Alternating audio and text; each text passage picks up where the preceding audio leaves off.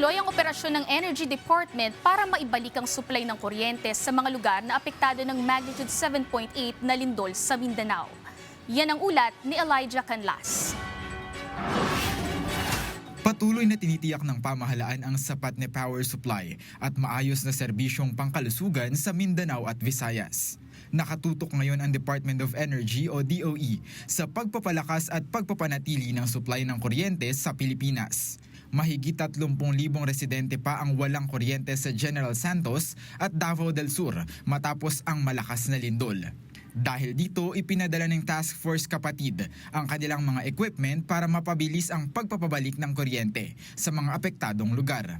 Samantala, nagbabala ang kagawaran na maaaring bumaba ang efficiency ng mga power plant dahil sa patuloy na pagtaas ng temperatura ng kapaligiran. Ang ating po pinoproject na pagtaas ng demand ng ating kuryente ay hindi po dahil doon sa pagre-restore natin, kung hindi ang patuloy pong pagtaas ng temperatura ng ating kapaligiran. Naghahanda na rin ang kagawaran ng mga hakbang para maiwasan ang rotational brownout sa rehiyon ng Visayas. Kaugnay nito, binabantayan naman ng Department of Health o DOH ang inspeksyon sa mga ospital at ang kalusugan ng mga lumikas na residente sa Mindanao. Nakapagtala ang kagawaran ng 14 na functional na rural health units at 9 naman ang non-functional sa mga lugar na tinamaan ng lindol. Ayon sa kagawaran, namahagi na rin sila ng mga chlorine tablets para matiyak na malinis ang tubig at maiwasan ang sakit sa mga evacuation centers.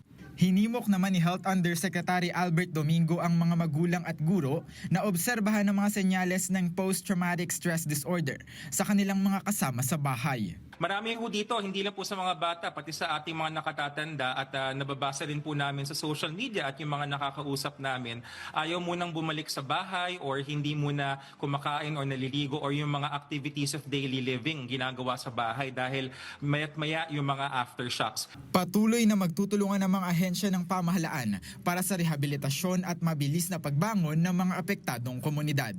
Elijah Canlas para sa Bayan.